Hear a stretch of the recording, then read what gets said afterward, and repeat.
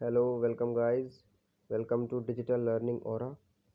और आज हम शुरू करने वाले हैं अपना क्लास नाइन्थ का फिज़िक्स का चैप्टर जिसका नाम है मोशन।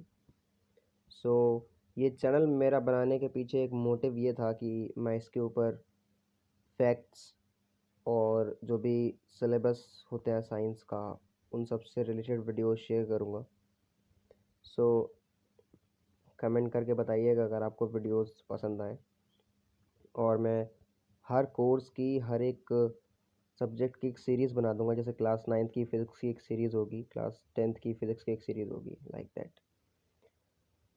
सो चलिए शुरू करते हैं अपना chapter number 1 of physics of class ninth जिसका नाम है मोशन। तो सबसे पहले समझते हैं कि मोशन होता क्या है। मोशन से मतलब होता है कि कोई भी बॉडी, जैसे कि यहाँ पर लिखा है, सबसे पहले डेफिनेशन देखते हैं। When a body continuously changes its position with respect to a stationary object in a particular time is said to be in motion। मतलब जब कोई बॉडी अपनी पोजीशन कंटिन्यूअसली चेंज करती है और कोई ऑब्जेक्ट जो स्टेशनरी है उसके रेस्पेक्ट में, उसके हिसाब से अगर हम देखें तो वो बॉडी मूव कर रही है। सपोज़ एक रेस हो रही है और जजेस बैठे हुए हैं, तो जजेस आर स्टेशनरी ऑब्जेक्ट्स, बट जो कॉम्पिटिटर्स दौड़ रहे हैं वो अपनी पोजीशन चेंज कर रहे हैं। It means they are in motion. So इस चीज़ को हम मोशन कहेंगे। अब मोशन दो तरह का होता है, एक होता है यूनिफॉर्म मोशन और एक होता है नॉन यूनिफॉर्म मोशन। आइए समझते हैं इन दोनों में से कि इसका मतलब क्या होता है। यूनिफॉर्म मोशन का मतलब होता है कि when a body covers equal distance in equal intervals of time, then it is known as uniform motion। कोई भी बॉडी जब इक्वल डिस्टेंस कवर करती है इक्वल इंटरवल्स ऑफ टाइम में, मीन्स जैसे कि एक कॉम्पिटिटर है, एक एथलीट है, वो 100 मीटर में दौड़ रहा है, तो वो 100 मीटर में पूरे 100 मीटर रेस को एटलीस्ट 30 सेकेंड्स में कवर अप कर ले रहा है, या 50 सेकेंड्स में लेट से कवर कर ले रहा है, समझने में आसानी होगी। तो 100 मीटर रेस को 50 सेकेंड्स लग रहे हैं उसे कवर करने में, पूरा फिनिश करने में। तो अगर हम इसको डिवाइड करें तो ये आता है कि 1 सेकंड में वो एटलीस्ट 2 मीटर्स मूव कर रहा है, 2 मीटर्स रन कर रहा है। तो यहाँ पर equal distance of equal intervals of time में वो कवर कर रहा है। ये नहीं कि पहले 2 मीटर उसने 1 सेकंड में कवर कर लिए, अगले 2 मीटर उसने 10 सेकंड में कवर किए। अगर वो हर एक पोर्शन को उस डिस्टेंस के बराबर टाइम में कवर कर रहा है, then it is known as uniform motion, because equal distance is covering in equal intervals of time।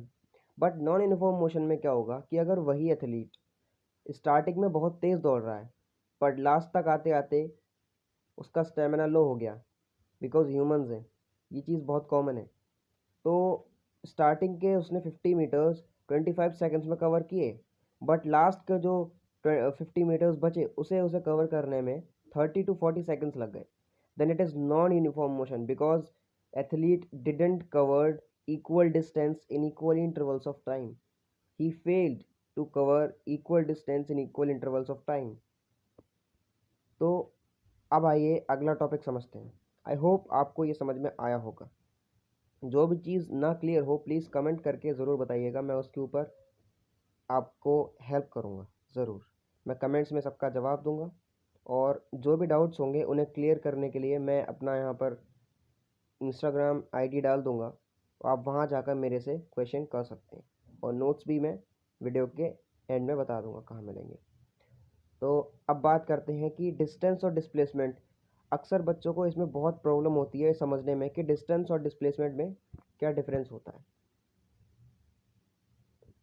तो समझते हैं आइए इसको। डिस्टेंस का मतलब होता है length of the path covered by the body. इसकी ऐसा यूनिट होती है मीटर। चलिए समझते हैं क्या होता है। सपोज़ कोई बॉडी है, उसने वो कहीं मूव कर रहा है। सपोज़ मैं हूँ, मैं एक सुनसान सड़क पे जा रहा हूँ। अब मैं उस पाथ को, उस रास्ते को, उस एरिया को कवर कर रहा हूँ। तो जितना एरिया मैंने चल लिया, कवर कर लिया, उसकी लेंथ को हम डिस्टेंस बोलेंगे। मैं अपने घर से निकला और सपोज मैं 10 मीटर्स का एरिया, मैंने 10 मीटर्स का पाथ मैंने कवर किया by walking, then it will be called distance covered by me. अब एसआई यूनिट क्या होती है? बच्चे बहुत कंफ्यूज होते हैं। एसआई यूनिट का मतलब होता है इंटरनेशनल सिस्टम। तो इंटरनेशनल सिस्टम में यूनिवर्सली जो यूनिट चलेगी, पूरी दुनिया में इस यूनिट को एक्सेप्ट किया गया है। तो डिस्टेंस की यूनिट जो पूरी दुनिया में एक्सेप्टेड है उसे हम बोलेंगे मीटर। अब डिस्प्लेसमेंट समझते हैं। डिस्प्लेसमेंट में क्या होता है कि हम डिस्टेंस तो कवर करेंगे, सेम चीज़ है, length of the path covered by the body moving in a particular direction. मतलब कि मैं डिस्टेंस हम तब बोलेंगे जब मैं अपने घर से निकला और 10 मीटर्स चला। तो वो 10 मीटर्स मैग्नीट्यूड है, सिर्फ नंबर है। मैग्नीट्यूड का मतलब होता है क्वांटिटी। तो मैंने सिर्फ 10 मीटर्स वॉक किया। बट अगर मैं इस चीज़ को स्पेसिफाई कर दूं कि I walked 10 metres in east direction from my house, it means it is displacement. तो डिस्प्लेसमेंट जीरो हो सकती है बट डिस्टेंस नहीं हो सकती। एक चीज़ मैं इसमें ऐड करना भूल गया था, मैं इसको यहाँ पर क्लियर कर देता हूँ। Displacement can be zero but distance can't be zero, because displacement में डायरेक्शन स्पेसिफाइड होती है बट डिस्टेंस में नहीं होती। अब सपोज मैं ज़ीरो वाला टर्म एक्सप्लेन करता हूँ। मैं अपने घर से चला और मैं 10 मीटर्स ईस्ट में गया, तो मैंने 10 मीटर्स डिस्प्लेसमेंट किया। अब मैं 10 मीटर्स उसी रास्ते से ठीक वापस आ गया, तो डिस्प्लेसमेंट हो गई ज़ीरो, बिकॉज मैं जहाँ से चला था घूमकर वापस वहीं आ गया, तो डिस्प्लेसमेंट हो गई ज़ीरो। बट डिस्टेंस जो थी वो डबल हो गई। तो डिस्प्लेसमेंट के कॉन्टेक्स्ट में अगर हम देखें तो डायरेक्शन इज़ इम्पॉर्टेंट, और डायरेक्शन से ही हम पता करते हैं कि हमने कितना मूव किया। तो डिस्प्लेसमेंट डायरेक्शन की वजह से ज़ीरो हो गई बट डिस्टेंस ज़ीरो नहीं होगी, बिकॉज डिस्टेंस इज़ डबल्ड। क्योंकि जितना भी हम एरिया कवर करेंगे, जितना भी पाथ हम कवर करेंगे, उसको हम काउंट करेंगे डिस्टेंस में। अच्छा, यूनिट दोनों की सेम होती है, बट एक चीज़ ये है कि डिस्टेंस जो है वो एक स्केलर क्वांटिटी है। स्केलर क्वांटिटी का मतलब होता है जिसमें कोई भी डायरेक्शन ना हो बट सिर्फ मैग्नीट्यूड हो।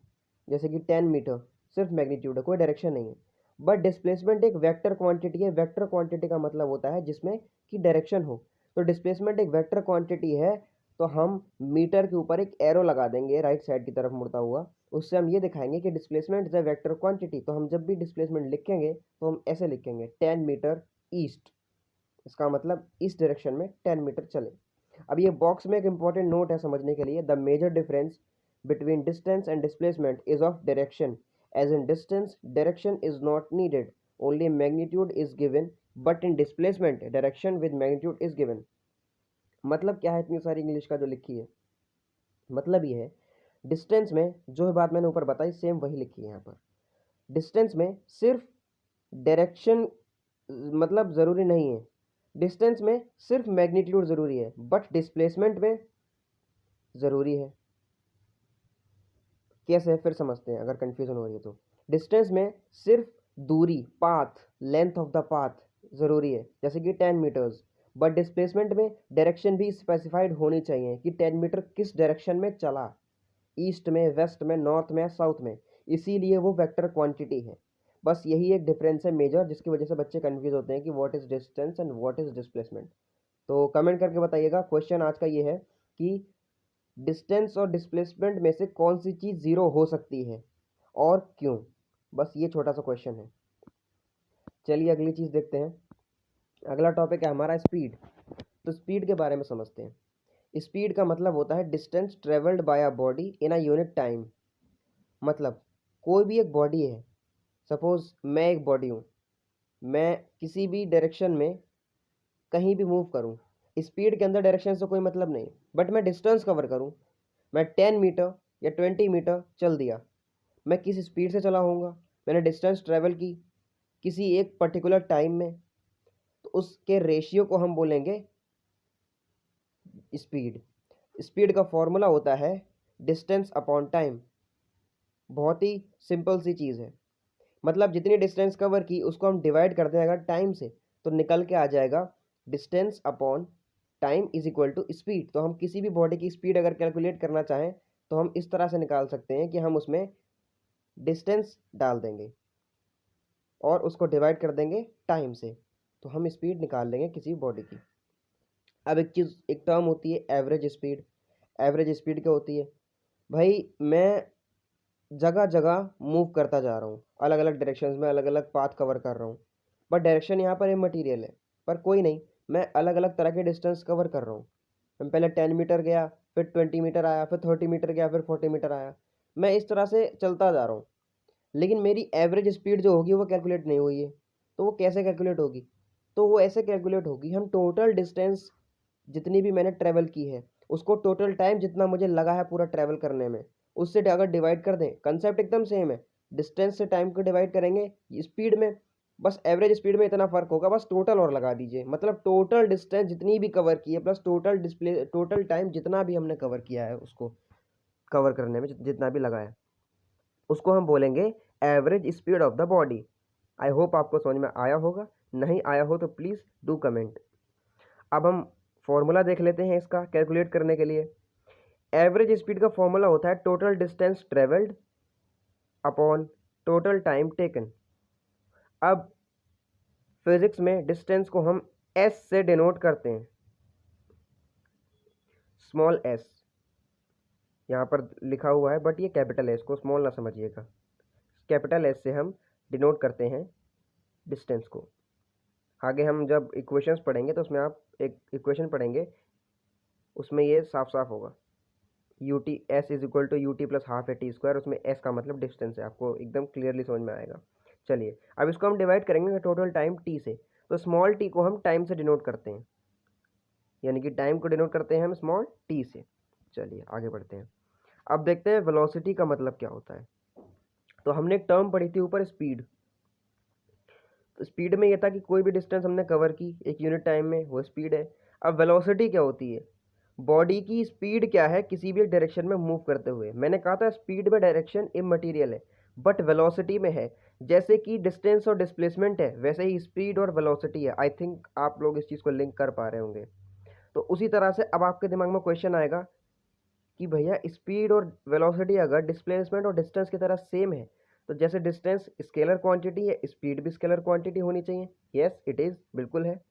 फिर आप बोलोगे कि जैसे वेलोसिटी है ऐसे ही डिस्प्लेसमेंट है, तो डिस्प्लेसमेंट की तरह वेलोसिटी को भी होना चाहिए vector quantity. Yes it is. तो velocity and displacement are vector quantities and distance and speed are scalar quantities. I think आपको क्लियर हो गया होगा।